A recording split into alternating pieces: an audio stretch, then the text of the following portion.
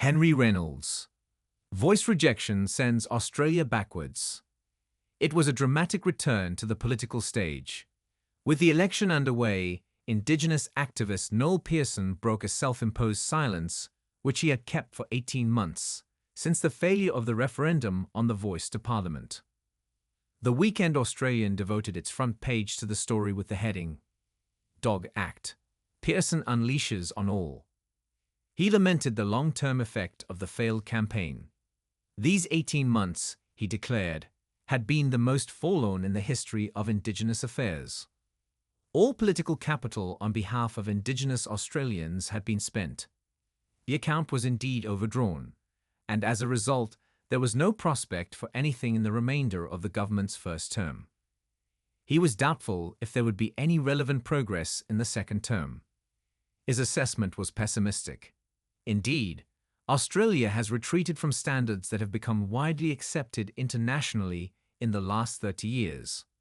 The global praise and even admiration that came in the wake of the High Court's Mabo judgment in 1992 has long been forgotten.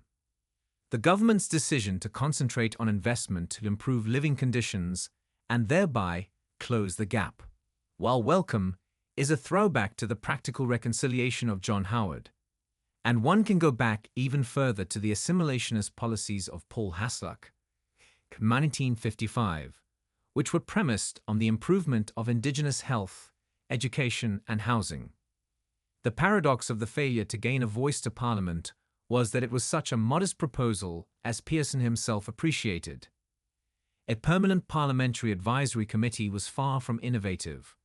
All Australian parliaments have clusters of them, and Indigenous advisory committees have been part of the political landscape since the 1970s. This raises the question of why Albanese chose to take up that part of the Uluru Statement when there were far more substantial questions left hanging. Truth-telling, for instance, treaty-making, and the abiding question of sovereignty.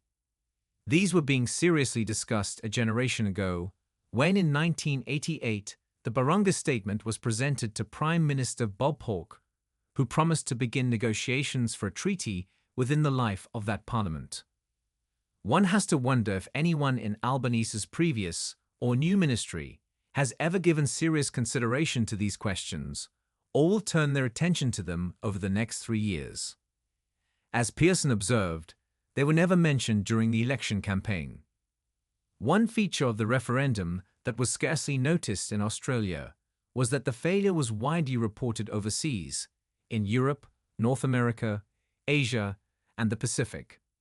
The country was being judged, and the assessment was almost universal. Australia had been offered the chance to cast off its colonial past and had failed to do so. The old white Australia was resurgent. The promise of the past generation had been squandered. Racist-inflected ridicule was riding high. Many Australians would not accept these pointed criticisms. But there was little in the story that could be presented with pride.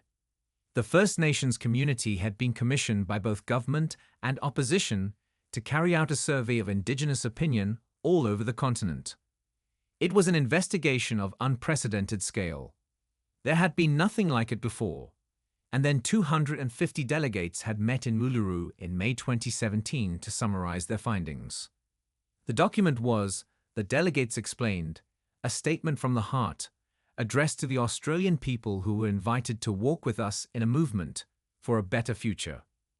This is why the voting down of the referendum was such a blow. It was the epitome of deep, cutting disrespect that will be painfully remembered for many years to come. Sovereignty was at the center of the statement, and it won't go away. It remains there as the central legal and political inheritance left over from the era of British colonialism. We seem to lack the will to shed this burden. However, the Indigenous position was clearly set out for our consideration. Our Aboriginal and Torres Strait tribes were the first sovereign nations of the Australian continent, and possessed it under our own laws and customs. It has never been ceded or extinguished and coexists with the sovereignty of the Crown. How could it be otherwise? That peoples possessed a land for 60 millennia, and this sacred link disappears from world history in merely the last 200 years. With substantive constitutional change and structural reform, we believe this ancient sovereignty can shine through as a fuller expression of Australia's nationhood. Many of the Uluru delegates came from communities where traditional law and customs still prevailed. In a recent report, the territory's Northern Land Council explained that 78% of the people living on their lands, or 38,500 in total, came from remote communities. The majority speak their own languages while